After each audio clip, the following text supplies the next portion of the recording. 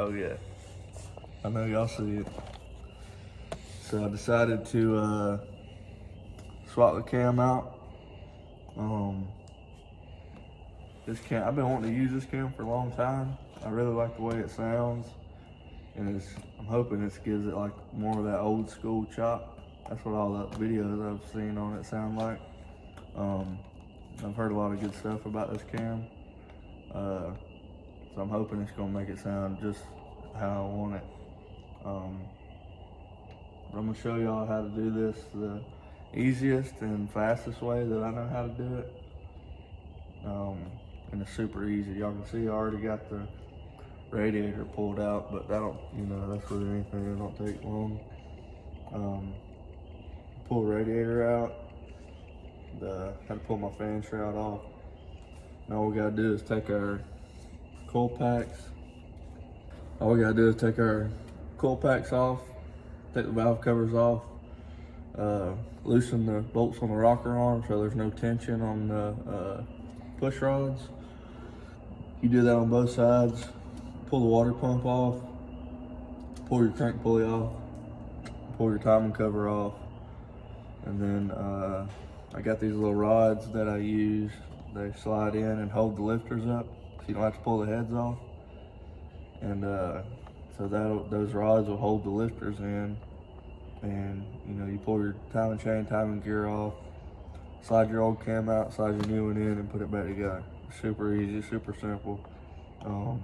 I'm gonna take y'all along the way and just show y'all how I do it. All right, so I'm gonna get started pulling the water pump off, and then I'm gonna get the coil packs and everything off,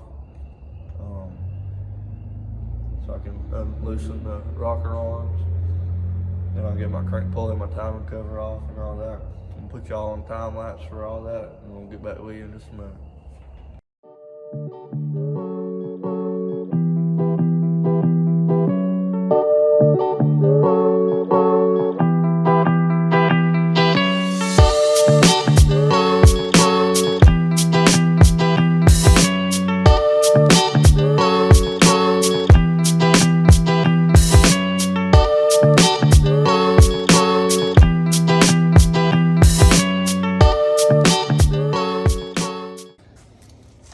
Okay, so we got our crank pulley and our timing cover off.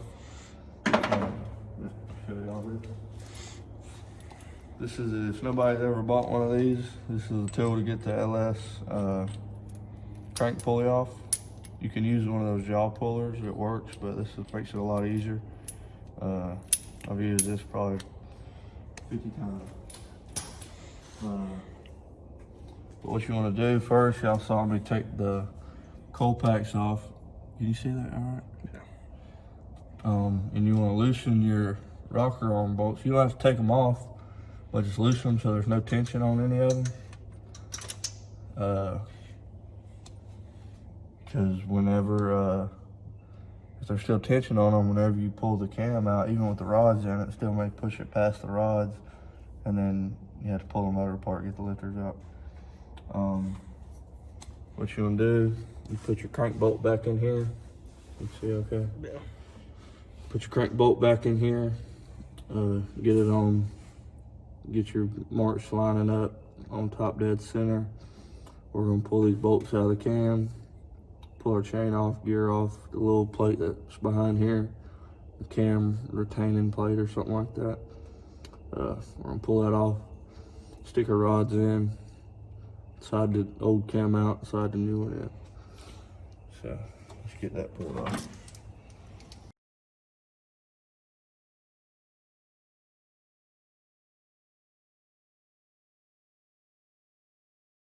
All right, so we got our rods in here. A little trick, I'm sure y'all have seen people do this, but you take your water pump bolts and thread them into the cam.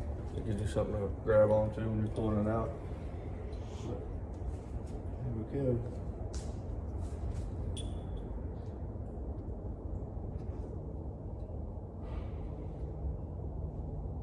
And of course, this is what you do, like if you don't have to change springs. Like this one's already got LS6 springs in it, so they're still good for this cam, so we didn't have to mess with that. Push those lifters up a little bit. All right, I'm about to slide our rattler in here.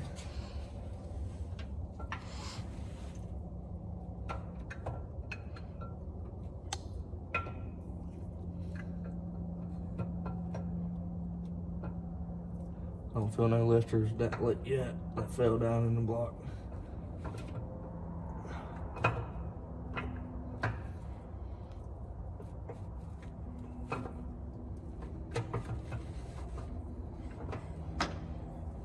Boom. Boom.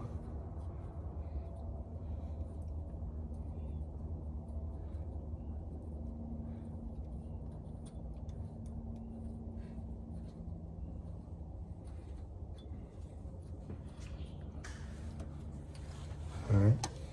Now we got our new cam in, and basically you do everything you did to take it off in reverse. I'll pull the rods up and show you guys there.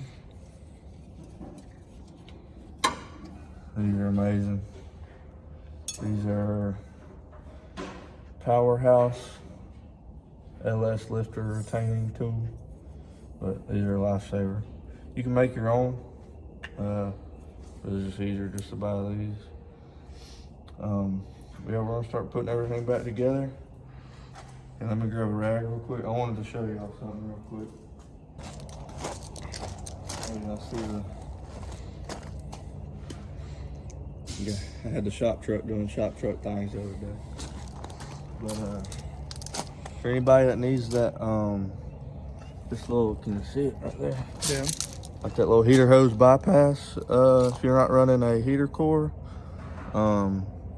this is a Gates piece, and you can go to any auto parts store and get this. It's I don't know if a number got cut off. Let me look at the number real quick and I'll tell you all the number. But just go in there and tell them, if you don't want to run a heater core and you want to bypass it like that, it is a Gates 19607. If you can see that. 19607. And that's the same thing. You can get it online, or you just run to your local parts store and grab that piece. It's basically the same thing. Okay, so we're to the point. I got my timing cover back on. So we're about to put our crank pulley on. I don't know if y'all have ever seen anybody do this, but I know I've seen some people like put a piece of wood here and try to bang it on with a hammer and then run it in with the bolt. What you can do is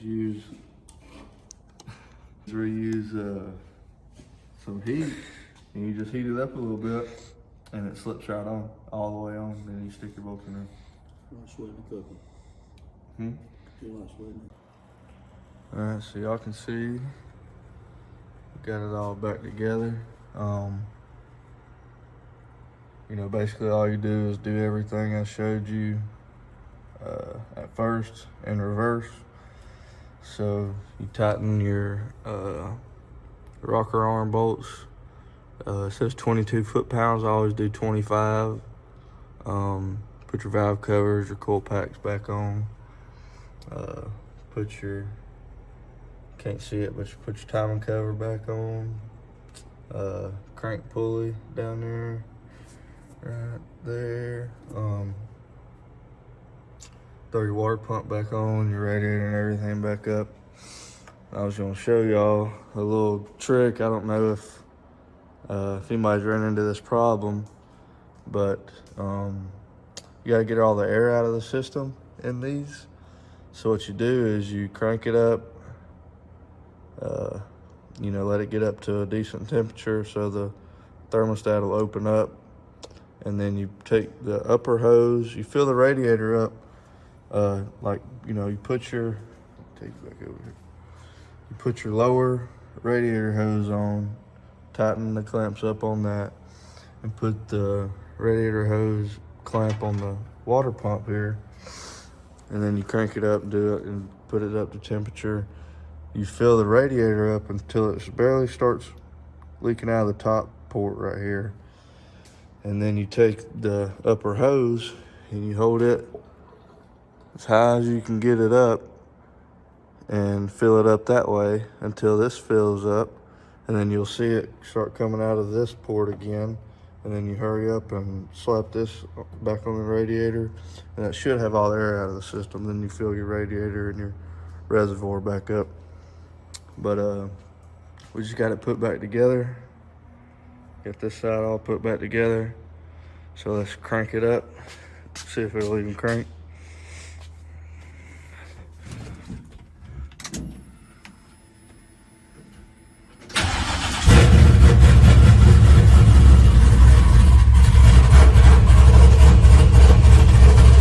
Still needs tune for this cam.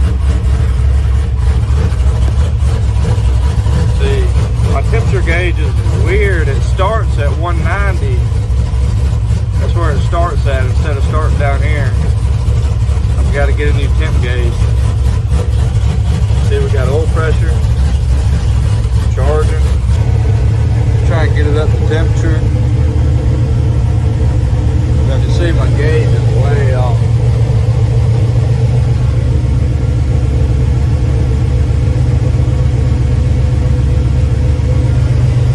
I got to get a new gauge for that.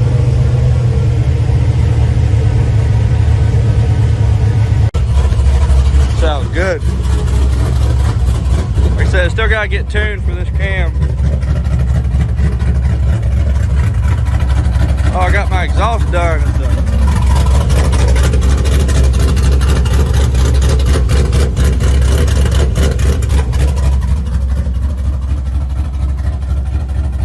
What thing's long from this angle.